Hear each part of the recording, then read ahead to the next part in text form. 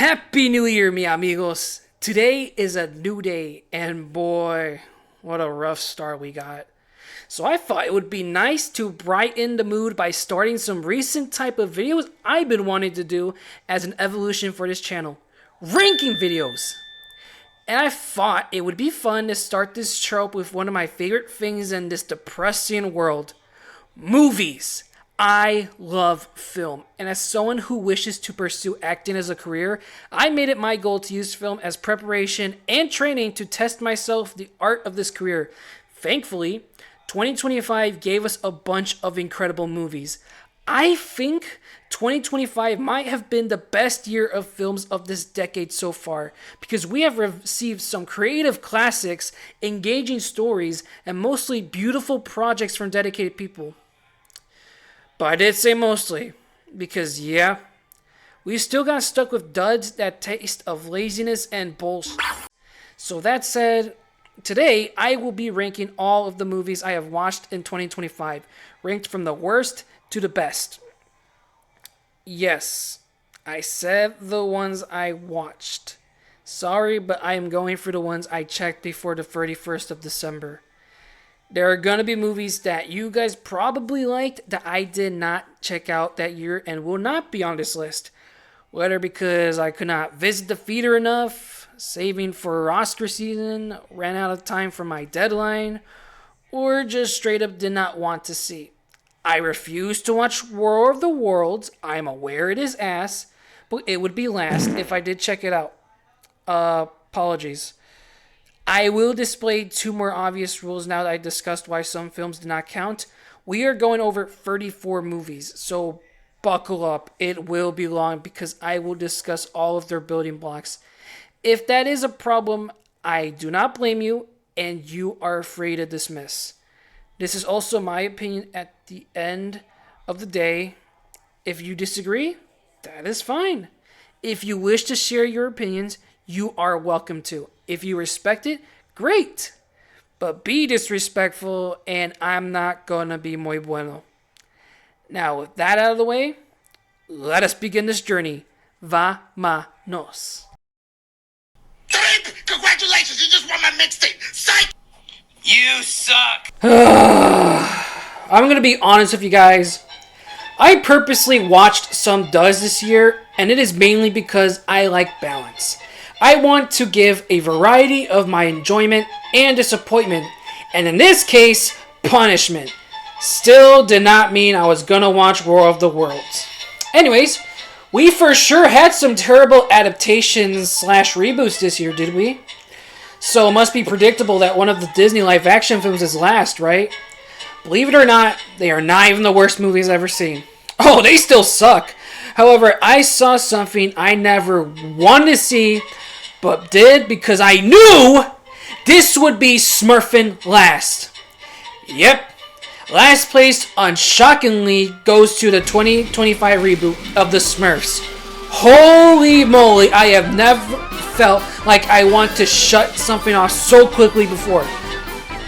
It is bad enough that it has been so frustrating that people still want to bring the Smurfs franchise to this current century when the previous movies were painfully boring.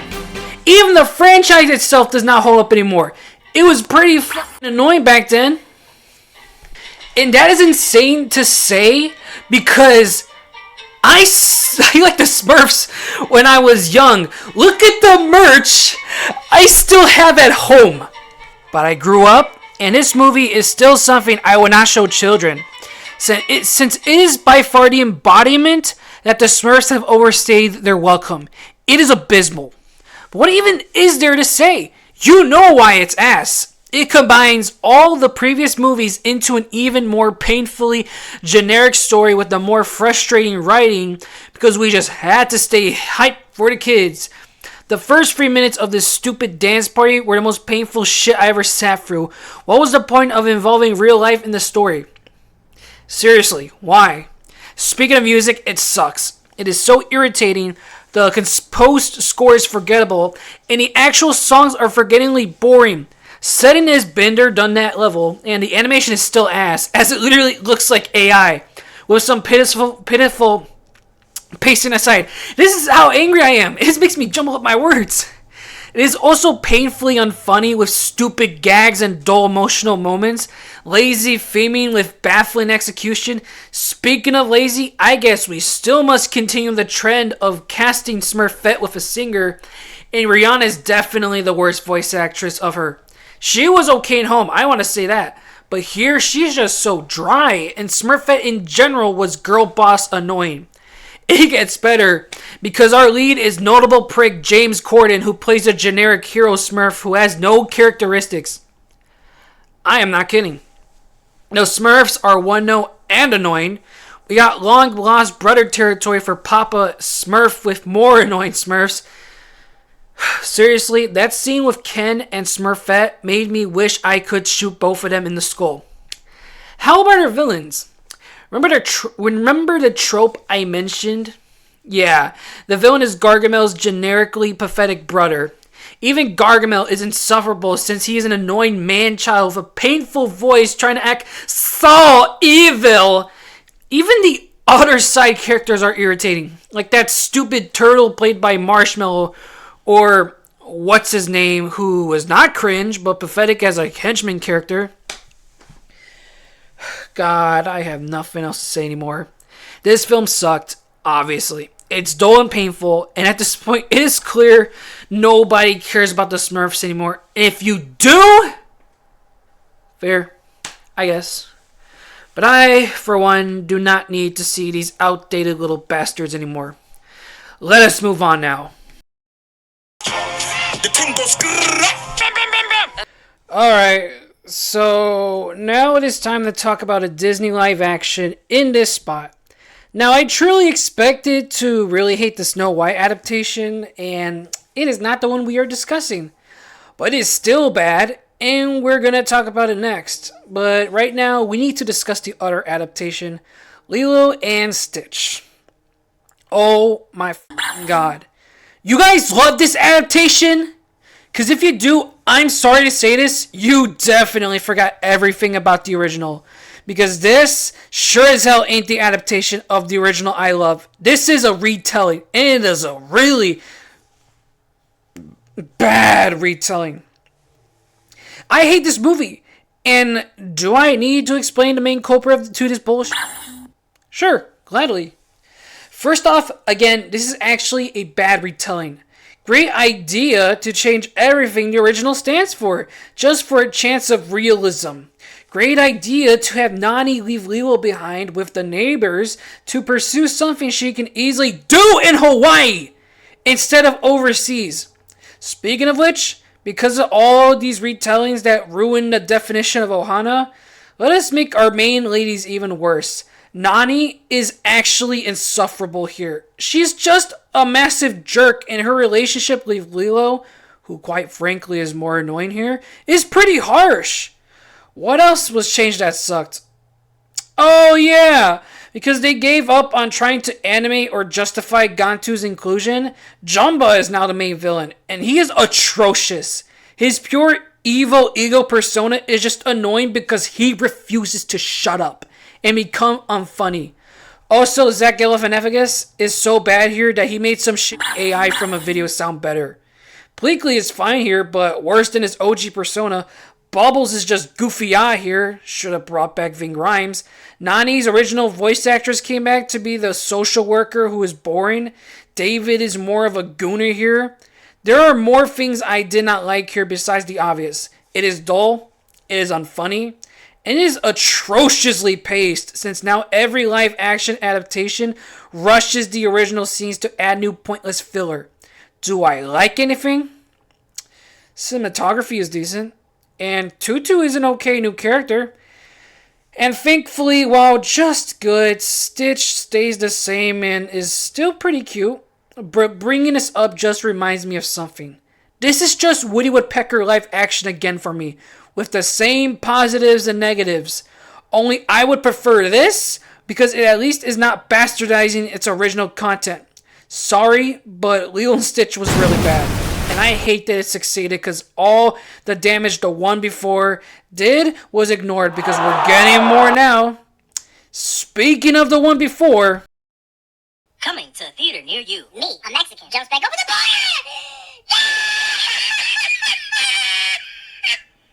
He runs at the border, something to be at risk of being here and seeing a place, no blocker! Now, we can finally talk about the live-action Snow White.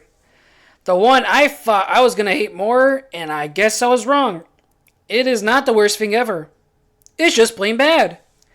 It is a boring pile of shit that I might as well go over the positives. I thought Jonathan was okay and a better version of the prince for many reasons. Dopey was enjoyable until the dumb twist. I thought the score was kind of good. You know what? The setting was nice in general. That is all I can say. Where do we start? This attempted retelling of the story and its themes is just awful. It is boring, generically executed, and just poorly written.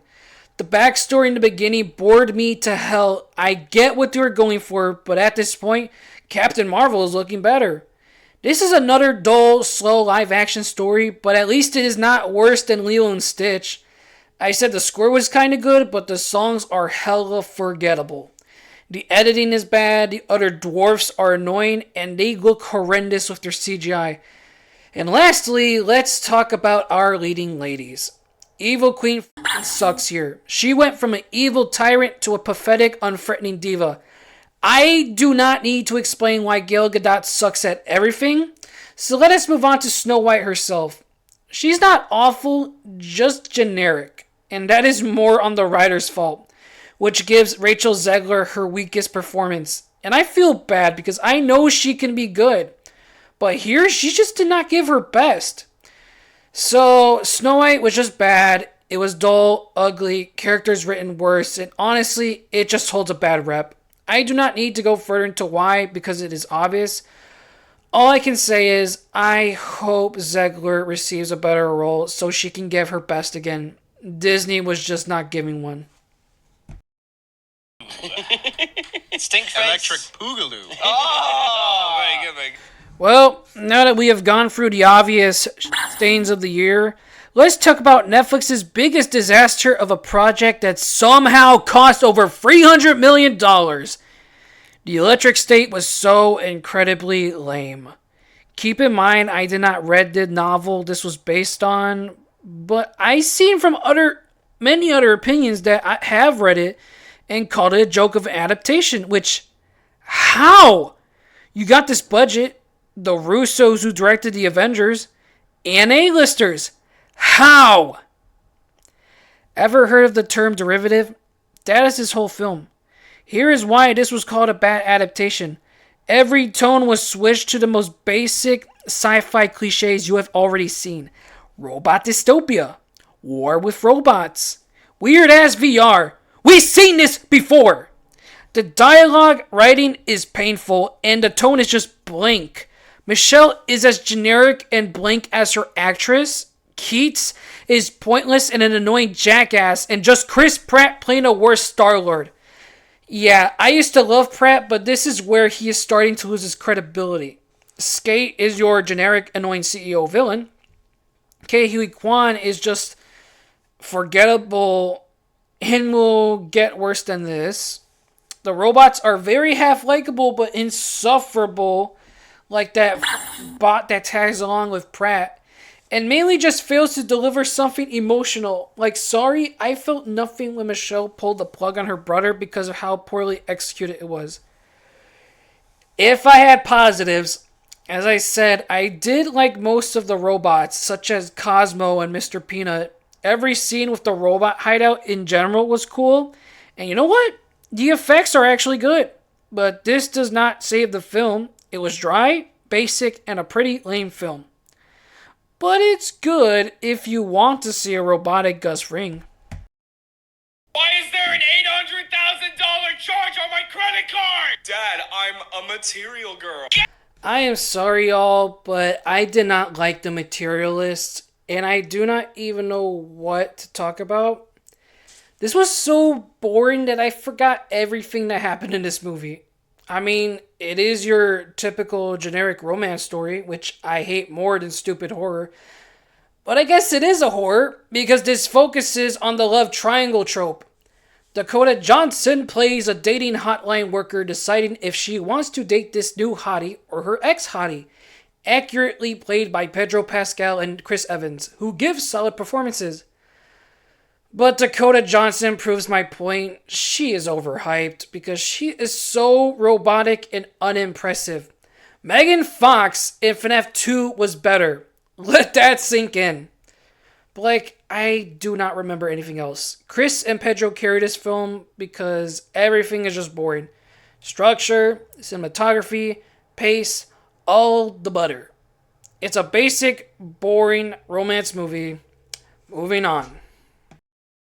Me and Donkey became best friends. You guys, I knew there was something evil about that motherfucker! If you guys are calling FNAF 2 the worst horror movie of 2025, meet the Monkey, the most boring horror movie I have ever watched. Look, this year has lately made me grow more appreciation for the genre, but I still hate supernatural horror. It is mainly dumb and, well, this happens to be one. It is not even bad, just straight up boring. Hal is a fine horror protagonist, and I like his son and their relationship. To be fair, it is a decent horror with solid scares and practicals that were pretty good. And I guess the first 10 minutes were good, but that is all I got that is positive. Everything is bleh. The CGI is terrible and hard to look at. It has a boring score and a setting that is paced so ridiculously slow. This is a comedy? Okay, well, I did not laugh. Bill is an unlikable shit and a pathetic, sympathetic villain. There is a broken system in this story, and it is just dumb. The idea of a demonic drum monkey could be interesting, but it does not get explored enough, and just dumb demonic bullshit. All this does is prove the monkey in Toy Story 3 is evil, and bruh, I would rather be watching that instead. The monkey is boring, not watching it ever unless I need alternative sleeping pills. My sensei made me a master using a variety of unorthodox methods. Fight! Brush, brush. Love Hurts really pisses me off. After winning an Oscar and making a comeback, Ke Huy Quan finally gets to become a lead role, and you also at least invite fellow Oscar winner Ariana DeBose, and you still give them a mediocre Valentine's Day action with talented leads. Okay, pushing that aside, I will say I do like the theming here, and the action is actually epic, and I honestly like the first act when we go through Marvin's new life. Ke Huy Quan gives a solid performance, but his character Marvin was just poorly written, and wish we had gone through more of his life. Ariana DeBose's character, Rose, just sucked. She sadly could not give a good enough performance thanks to the writing. Rose was just annoying, and her arc was poorly delivered, plus the romance sucked. These two did not have good chemistry. As for our villains, Knuckles was an underdeveloped villain. The henchmen are not any better. I mean, Raven is fine, but the other two are obnoxious, especially Marshawn Lynch, who personally annoyed me in this movie. Not Marshawn himself, his character. The jokes just sucked. If I had other issues, the film in general was just dull over time. There were some moments where I felt a bit sad, like Sean Astin cosplaying Jim Ross being killed after a heartfelt delivery. But otherwise, this was another mediocre film that tries to mix romance and action with two talented people, and that hurts. Please stop giving Ke Huy Quan boring characters. He is so insanely talented. Please!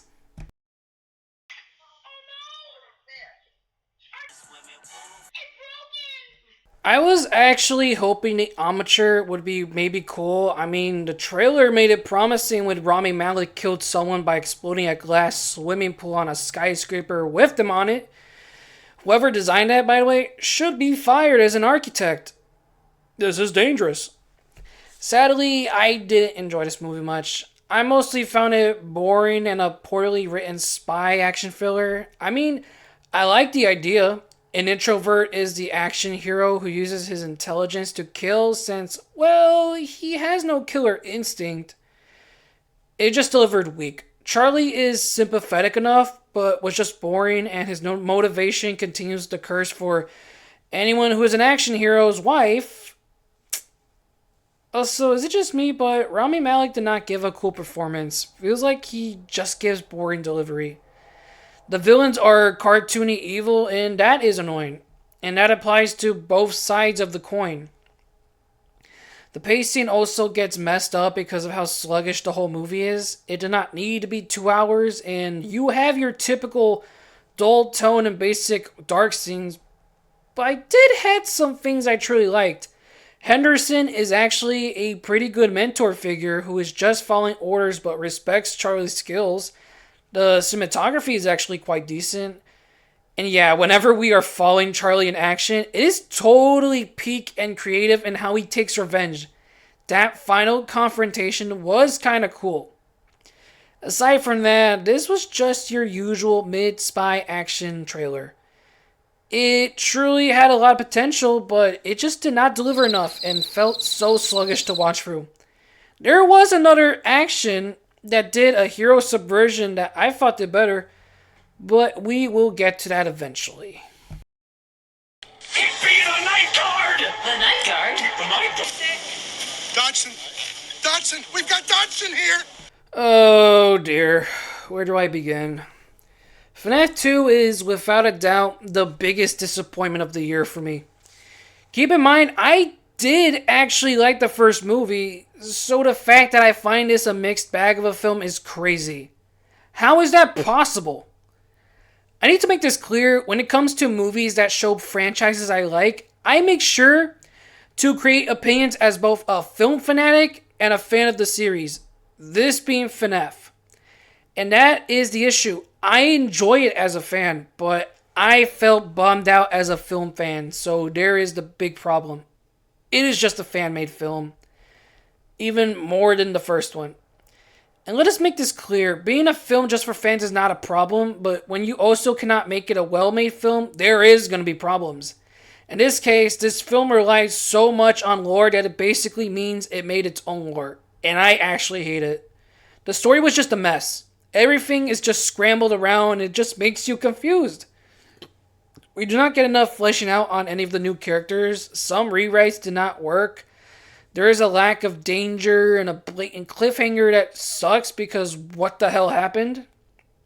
As for our characters, I personally found Abby a bit better here, but Mike and Vanessa felt so downgraded, especially Vanny.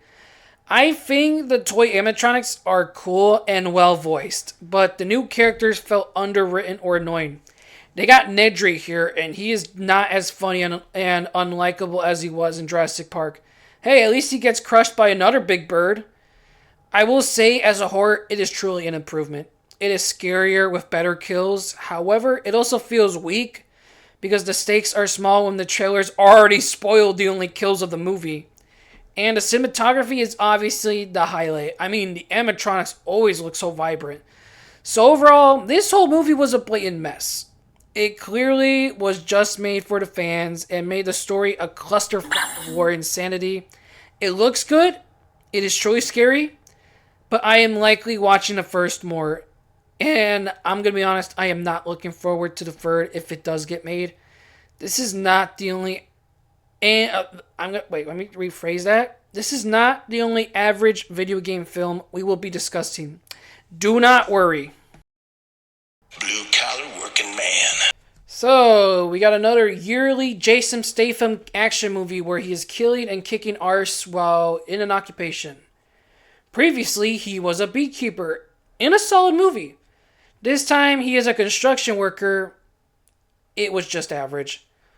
Look, I expected less for this movie, and I do not have much to discuss, mainly because Jason Statham has these rinse and repeat rescue action, brutal mission movies in different occupations.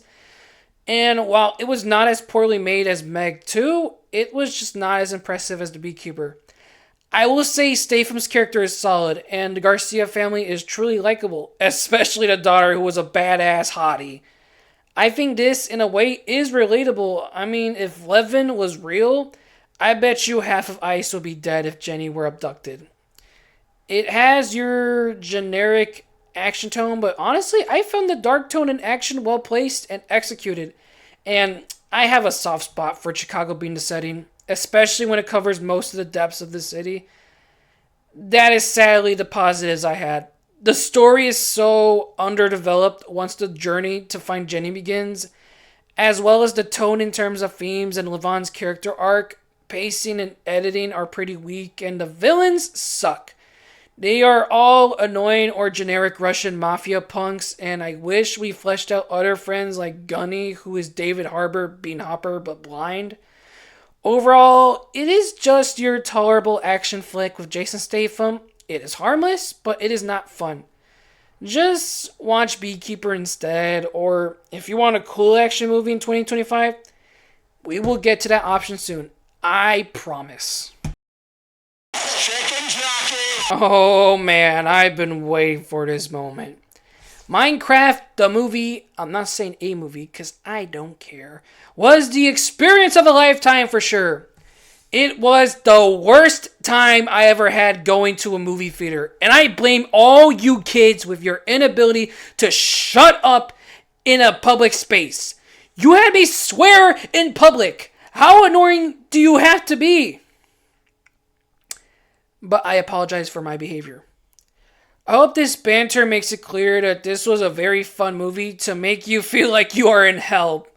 This movie gave me the most mixed experience since the Ninja Turtles 2014 live action. But at least I can enjoy it out of nostalgia. Minecraft relies too much on nostalgia, which I grew tired of and irritated. If we had an interesting story, I would pardon it, except it is all meh. The writing is not any better with obnoxious dialogue and incorrect details, and it only gave me interest on its final battle. I did not like the characters. I knew Jack Black was going to play himself as Steve, and this is the most I got tired of him, considering I like him. Momoa's character was a dumb jackass who I couldn't care less about. Henry, the little boy, is mostly annoying with a story that was poorly handled. I love Emma Myers, but her character was boring. Dawn was fine. She was enjoyable. I did enjoy most of the Piglin characters. Jennifer Coolidge was really funny, and the subplot of her wanting to smash the villager was hilarious. And I guess it was cool to have YouTuber cameos, but no Stampy is an automatic 0 out of 10. Anything else? Pacing is a mixed bag. This was horribly unfunny. It was made worse when your memes were overblown in the trailers. People would not shut up in the movie theater. Music was fine, but Lava Chicken is a new layer of hell. The effects and editing were mostly ass. Everything just lands in the middle pretty much. Look, I guess it was serviceable, but I am not losing sleep on watching it again, and I refuse to give a shit about a sequel. Also, they broke my rule of never using a toilet during a theater screening. Average. I will stick with the real game. At least it had a story, unlike FNAF 2, which is, unfortunately, the edge here.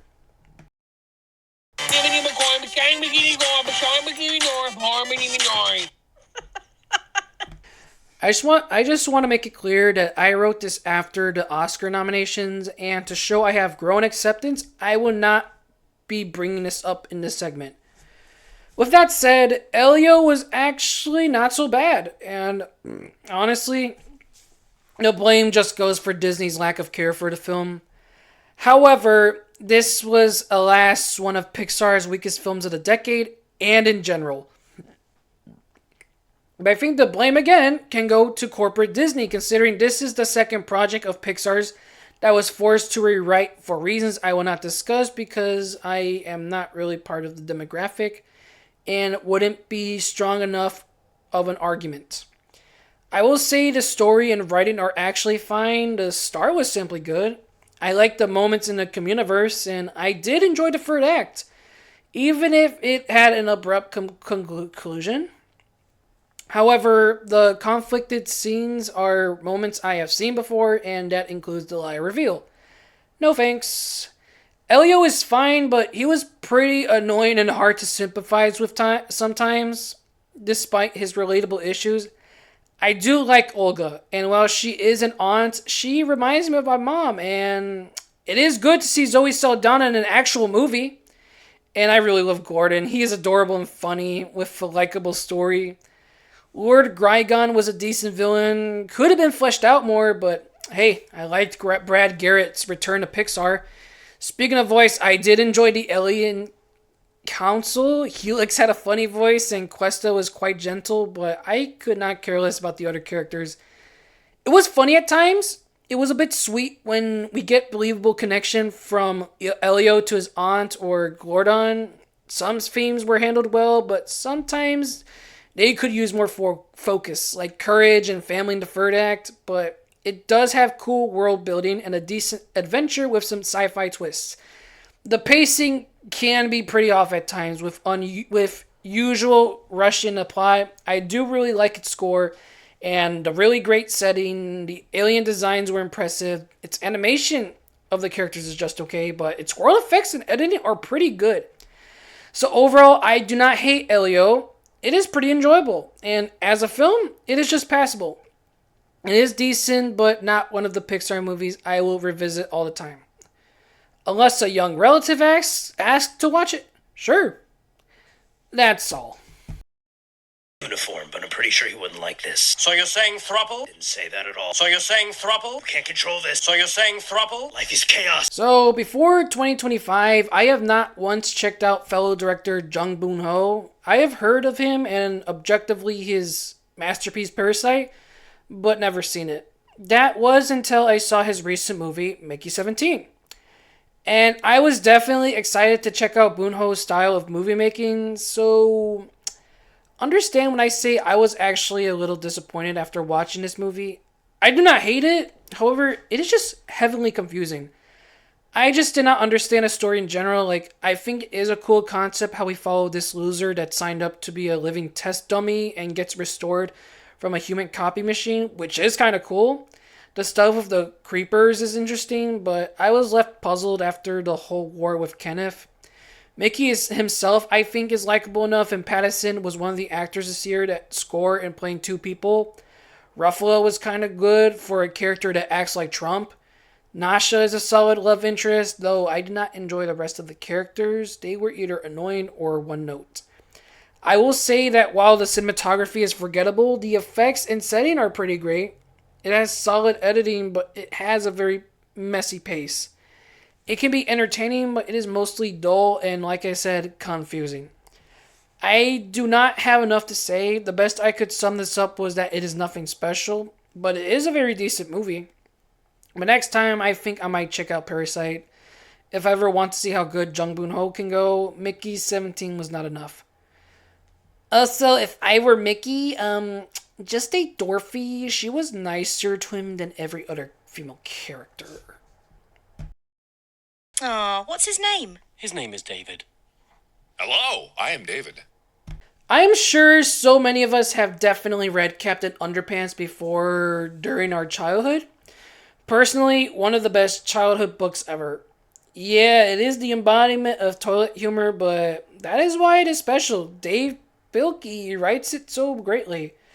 With that said, I have never read his other popular franchise, Dogman. It looks cool, it looks fun, but I never read it. But I think it was inevitable after Captain Underpants gained a movie from DreamWorks, Dogman would follow. But just like the books, I found the Dogman movie less cool than Captain Underpants. Now, with that also said, I think Dogman is solid. It actually is pretty funny, and it can get a bit emotional too. In fact, I will go over the positives. I like our main cast. Dogman himself is good. Petey was pretty great, and surprisingly, one of Pete Davidson's best performances yet. Little Petey is just straight up adorable. The Chief is decent and not a jackass. The reporter lady is solid. And I will add, the world building is still creative and has some solid animation editing. However, that is all I did like. My issue is just that there is not much to add around the middle. It's just that stuff happens. Third and first act is adventures and fun. I do wish we could have seen Dogman adjust to his life more because that feels rushed. Would be fun to see Petey bond more with little Petey. Also, I did not like the mayor character, and Flippy the Fish is just a generic villain who is sadly voiced by a transphobic wanker. But that is all I can say. It is solid fun, but if you asked me to choose this or Captain Underpants, I am going with the latter by a long shot. But Dogman succeeds at what it does, being fun, and that is a win. That's a huge bitch! I do not think The Gorge is one of those movies you will see on a 2025 ranking list, but hey, I felt interested in checking it out. Plus, I like Anya Taylor-Joy, so why not? And while I find it kind of good, it is one of those movies carried by the actors in the rom-coms part of the story. Our main duo, Levi and Draws, are pretty likable and have some interesting backstory, while having great chemistry. Miles Teller and Anya Taylor-Joy just act cute together. Which, yeah, I like the romance. It feels different personally and gets time to develop. However, the sci-fi stuff with The Gorge is pretty eh. It is not bad, but feels pretty generic, especially when you learn about the twist. Which, okay, I will say it can be tense with some good action, but most of the time I just lose interest when we do not have Levi and Draza bond. I mean, it also gets boring for the first 30 minutes, but thankfully it picks up. And at the very least, it gives a very good ending. Workable enough villain, nice music and effects, and some actually great editing, so yeah, it is kind of good. Not the most impressive romance or sci-fi, but cool enough that I think I do not mind rewatching again. Except Valentine's Day. I will stick with Wall-E. You know your head looks like a dildo. Oh dear. So, 4 years ago I made a review video about Dominion and claimed that it was a really great film and finale to the Jurassic Park series. I swear I was not on weed because I do not know what the hell I was saying. This video is outdated because I think it sucks. And, bruh, I did not even end anyway. And I'm not gonna lie, while I love the series, I had zero hopes for Rebirth because the series fell apart after Fallen Kingdom, and the trailers make it sound like the most generic shit you see in sci-fi.